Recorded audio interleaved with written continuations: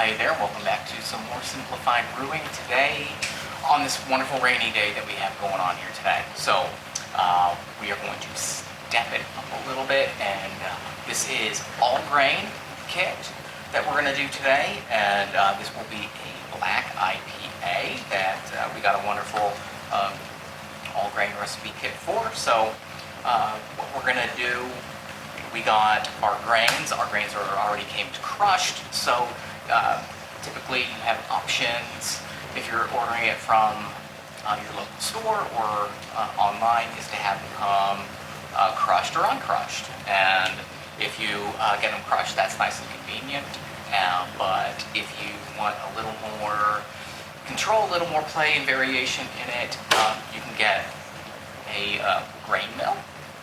Here's our little grain mill here, and it's you can adjust the rollers to how finely you want your grains crushed.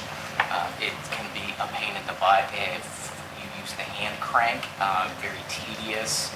It would be much more beneficial and efficient in your time to hook up a drill, a little power drill there to it, and you can make short work of it. So there's that. So we're going to be playing with some other little equipment today, and gonna have ourselves a good time with this. So right now we've got our starting to get some water going up here for our mash. So we're heating that up right now, and then when that's ready, we will get to some mashing. So that's where we're going to go next. So hold on, and it's coming right up. All right, well, we've got our water as hot as we need it.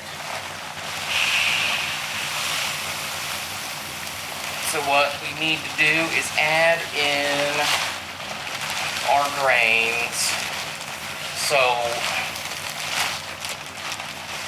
calculating some of this stuff out can be a hassle if you use some software. You can use grain calculators, and grain calculators are really good because they can tell you exactly what you need.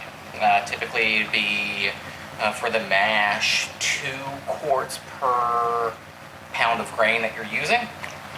Sometimes that could vary depending on style and just yourself. So you might use more, use a little less. This has got about 4.5 gallons of water for the 14 pounds. So I just used a brew calculator. I just like using that because it is a simpler way to do it. And so it's good to have a second set of hands when you're kind of doing some of this, so you can get things nice and even, because you got your water in there, and then you want to avoid clumps in here. So if you've got someone else to help pour it in and stir it up as you're doing it, or just do it like this and just dump it all in there and then give it a nice good stir. So we are doing that. I think we got her stirred up here pretty good. So what we need to do is let this little guy rest for a little bit. So what we're going to do, we'll seal it up and let this sit for an hour. And so that's what we're going to do. For now, we're going to come back and do a little something extra here with this. But we will get to that soon. This is just a cooler to use, and it's working out pretty well. You can get these. Got this one online specifically for brewing. It's got a false bottom down there. That's probably something should have taken a little look at, but. These are just kind of the things that we got, so didn't think that one through too well, but yeah, whatever. And we'll get some more things going here soon, and see what next steps are coming up. All right, now a little something we're going to need to be doing is we're going to be recirculating our mash. So you could just let it sit, but to get the most sugars extracted from all of this, we're going to recirculate it, and we're going to do that using this pump that we have. So this is a really cool, it's a magnetic driven pump, and it is all steel. It's really good. So use it for different applications during the process. And what we're going to do is gently open this up about a quarter turn, and then get our pump going, and it's going to push that wort up in here, and just going to kind of start just circulating that around. There it goes.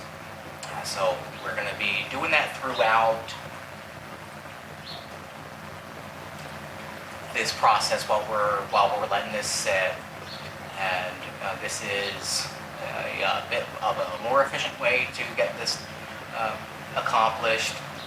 Another way to do it is the hard way, and that would be using some like glassware, filling it up a bit, dumping it back in, filling it up, dumping it in, and that is a long process, and it's really tedious. So if you're out of options and desperate for it, then that's what you do. I'll tell you what, it is, if you don't have it set up right, it is killer on the back. And wear gloves because it can get hot. This stuff coming out pretty hot here. It's about 155 degrees, and so we got this going. It's just dribbling in there. It's going to work out really well.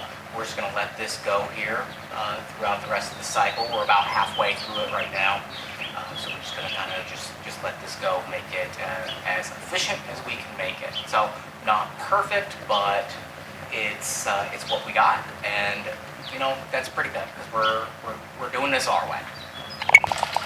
All right. Now this is where things get really tricky for me.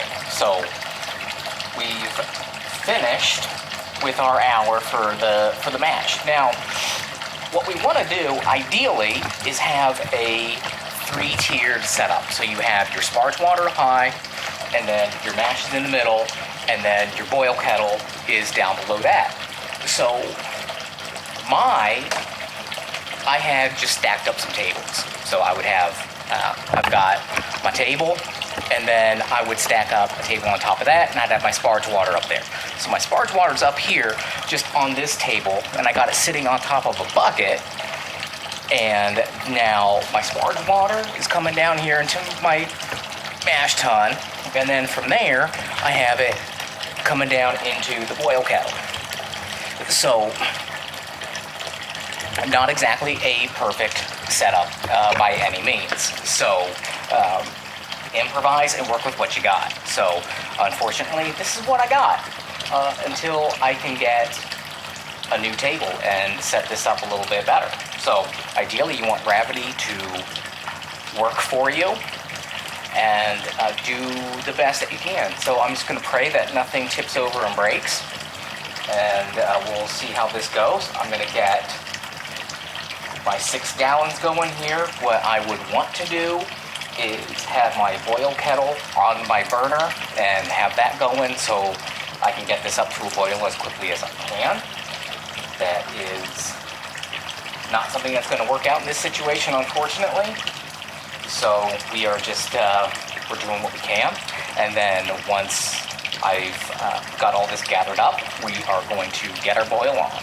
So let's see how that goes, and just hope for the best. Here we go. We got our royal rolling boil going here, so we're gonna let this go. We're gonna start our hour. We've got our first hop addition in there, and then we're just gonna keep a good eye on this so we can avoid a boil over, which I nearly avoided. And then we are going to just see what happens and keep keep on rolling. So we'll see about in about an hour, and then get ready to cool it down. All right, well, here we are at the end of our boil, and we're going to got to cool this guy off. So what we're going to do, and before we've used a ice bath, we've used that immersion chiller, and now this time we are going to use a plate chiller. So this guy, I think it's about 40 plates. So what we're going to have happen is the work flows in one direction across the plates, and then on opposing plates we're going to have our water going through the other direction, and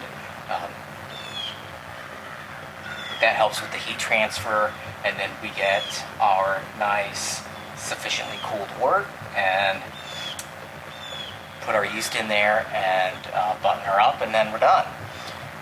So we're gonna go ahead and do that, get the water flowing, and get this guy cooled down. So I'm gonna be putting this into our glass carboy, and that should be good. So looking forward to this. So we will see how this one turns out.